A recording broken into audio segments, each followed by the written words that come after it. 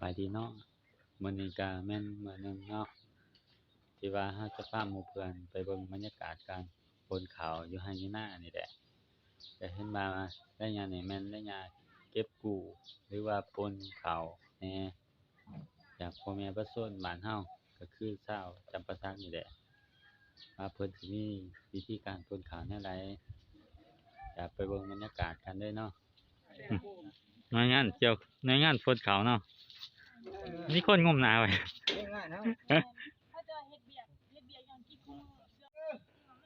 ได้เวลาแล้วเนาะกำลังลาอยู่มื้อนี่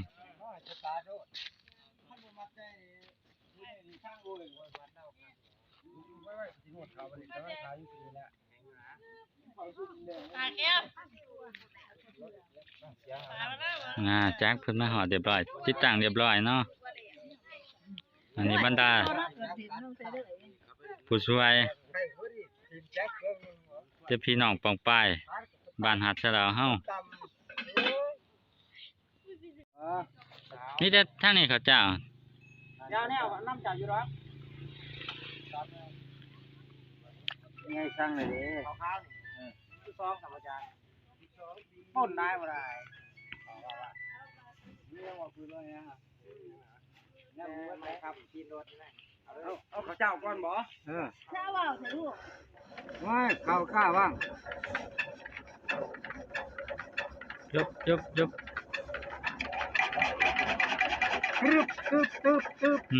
ก็ดีคนติดบ่ยังบ่กี่ไร่ดำๆก็แม่นคนดำๆเนี่ยมันตีหยดโอ้ยร้อนเสืออาจารย์ใช่ส่วนหยดตั้งประมาณใกล้เดี๋ยวสิว่าฉันว่าสิที่ว่าให้มันแล้วภายในเช้ามื้อนี้ได้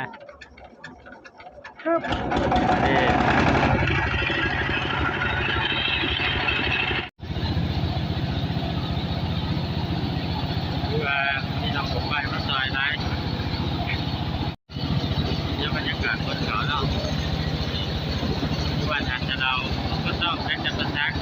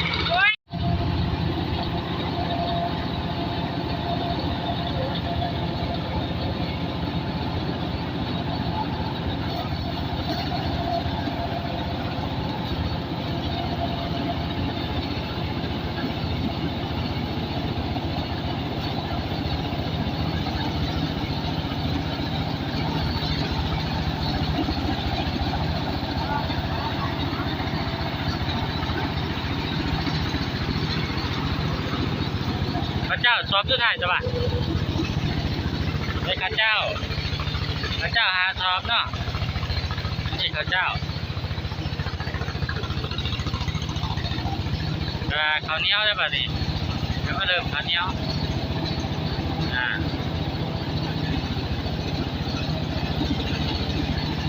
พี่น้องๆก็มาซอยได้อยู่เด้อ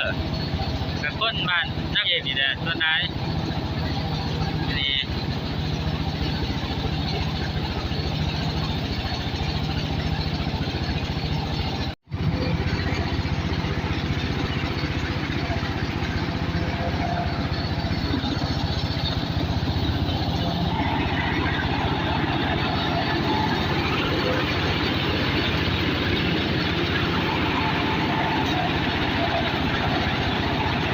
ใช่ไหมเนาะ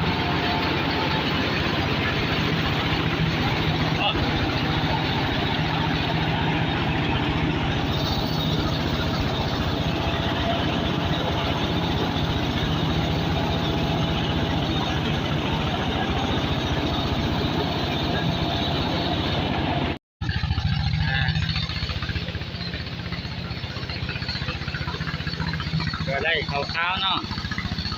ข้าวเพื่อเอาไว้เฮ็ดกับปูนี่13 ศอกก็จากนั้นถ้าเกิดเพิ่นเขาแรงอีกเท่านึงเนาะนี่เขาแรงอันนี้เป็นเขาแรงเบิด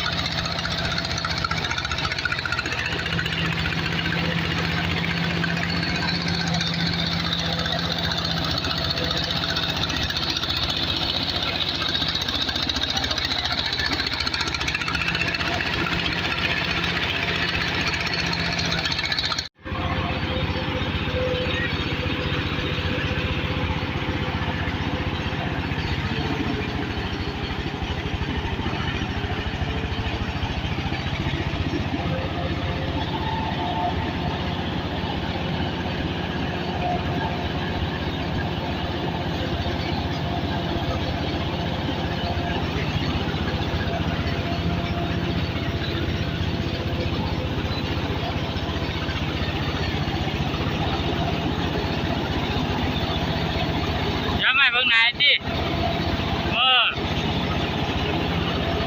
ย้ำ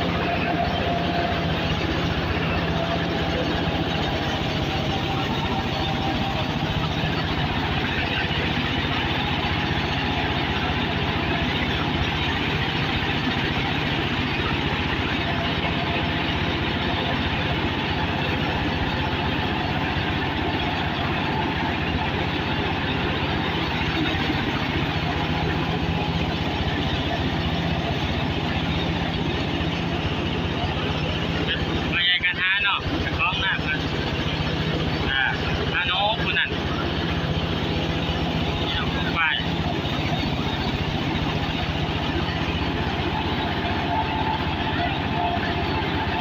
เติมน้ำแก้เมื่อยลง YouTube แล้วดิเด้อดี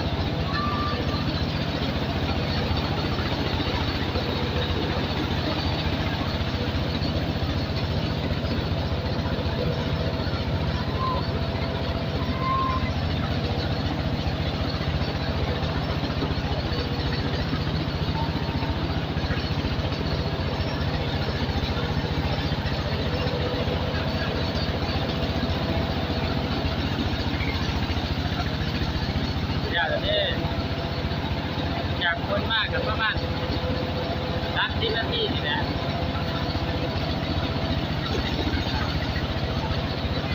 เดี๋ยวนี้ตอนนี้มันประมาณ11:00 น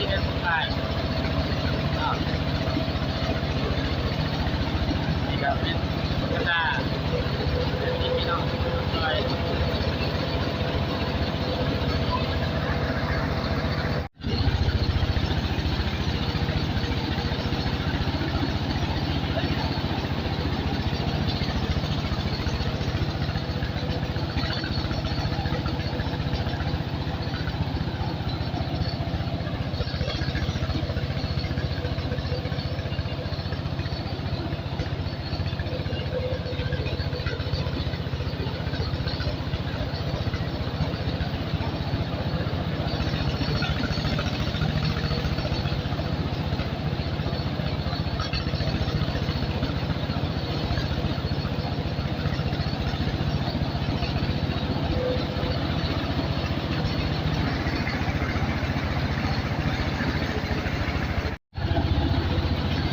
เรียบร้อยเนาะ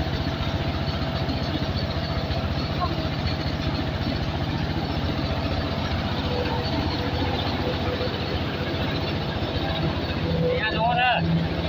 มาซอยไปกับซอยนั่น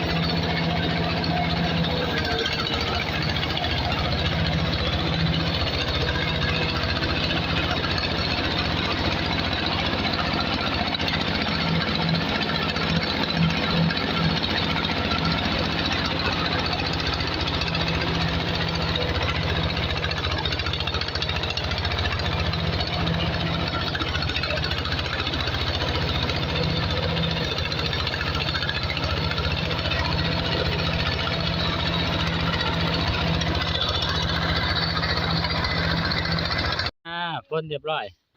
คือมาสรุปผลว่าเพิ่นสิได้จักสอบ 34 36 38 40 42 44 46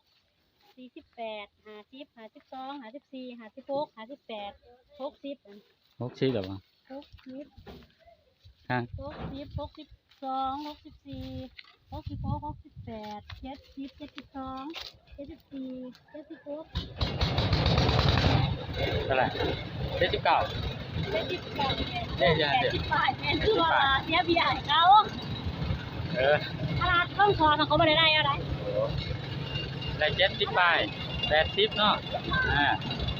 การรวมๆเนี่ยก็สิได้80ทีละเป็นอะไรบ่ได้บางปีก็สิมีรุดเดินกันเนาะปีนี้มันใช้ปุ๋ยบ่ได้เพราะว่าปุ๋ยแพงท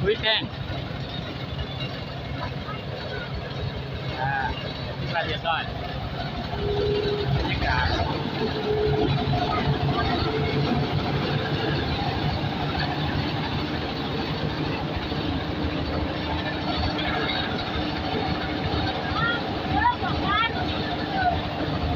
ให้ไก่กิน โอ้ยยาเลยเหือโอ้ยเข้าเลยเมื่อสวัสดิ์เก็บเขาดัง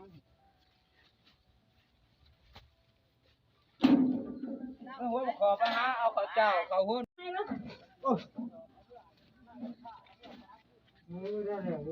สิสรุปผลเนาะเพื่อสิเอาเท่าไหร่แต่80 ปลายนี่ก็เจ้าของหนวดเพิ่นแล้วงานนี่เพิ่นสิไปใช้ต่อนี่พบประคอนบ่รับงานเรียบเนาะแถวนี้เนาะ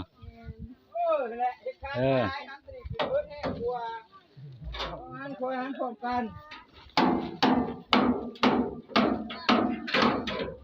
นอกจากนี้ก็จะไปพบประคอด้วยบ่นี่โอ้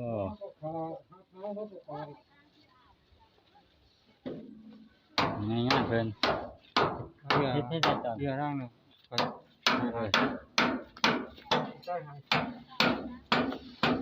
ให้นอนไปเอานี่ ดอกตีดับ พวกนั้นเขากินนะค่ะ ผู้ช่วยคนเก่าเนาะอันนี้อันนั้นก็แม่นผู้ช่วยต่อ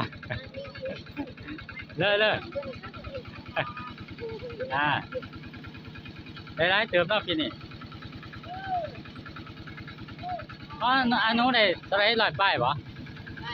เขาอะ ไว้อันนั้น เออ ได้ยีร้องต้องปล่อยป้าย บ่ได้อันแนว ร้อยเท่าไหร่ ยังข้างในข้างในจะว่าสิบ่ได้ว่าข้างใน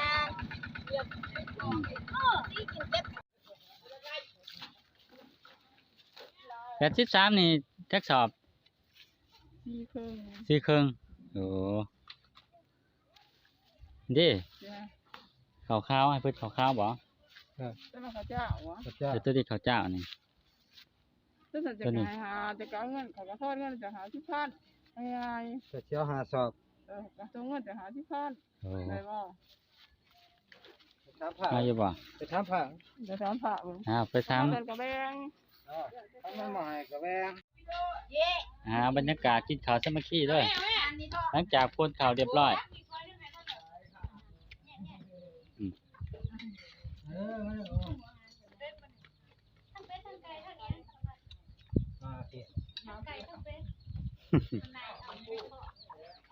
ขาดแต่เป็ดเนาะ ยาเด้อบ่ได้มาทางไหนมีลูกอยู่ว่าบ่ได้มีแต่ก็ยาเด้อ บ่เห็นแล้ว